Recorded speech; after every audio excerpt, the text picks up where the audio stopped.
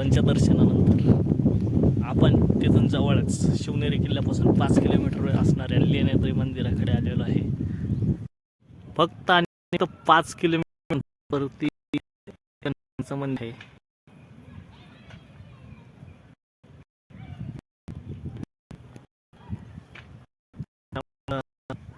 आपण हे पण आज बघून जाणार आहे. अगदी 5 मिनिटात आपण पोचलेलो आहे इथं लेण्याद्रीच्या पायथ्याशी आणि इथून पुढं 200 ते 300 पायऱ्या वरती जायचं होतं.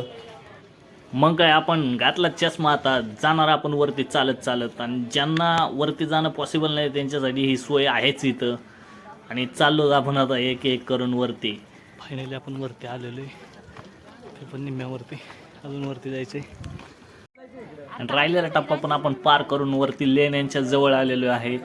तर काही लोकांचं म्हणणं हे बौद्ध लेण्या होत्या, काही लोक म्हणतात पांडवांनी बांधलेल्या लेण्या होत्या. तर येथून बघू शकता तुम्ही कसं दिसतंय. आणि या लेणीमध्ये आतमध्ये आल्यानंतर असं आखीव रेखीव काम होतं. चक्क झालं मी, किती कष्ट लागले असते हे सगळं करायला. आतमध्ये परवानगी नसल्यामुळे गपचूप व्हिडिओ काढलेला. खूप गार वातावरण होतं, खूप भारी वाटत होतं.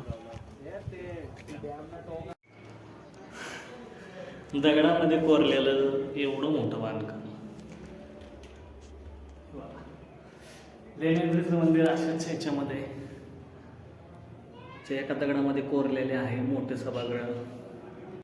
लेण्याद्रीच्या लेण्या अशा आहेत, बघूयात. इकडं आल्यानंतर इथे बसायला जागा आहे. ही एक खोली, याच्यामध्ये इथं अशी बसायला जागा आहे.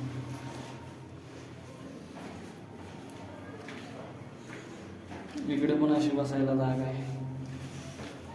इथून पलीकडे जाता येईल.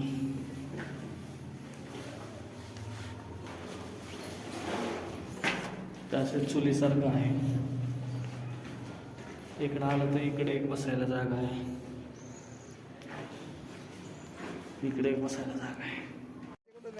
आणि सर्व लेण्या बघून गणपतीचं दर्शन करून आपण खाली आलेलो आहेत. खाली आल्यानंतर आपल्याला हे माकडं पाहायला भेटलेले. तिथं खूप माकडं आहेत आणि ते खूप त्रास देतात येणाऱ्या लोकांना.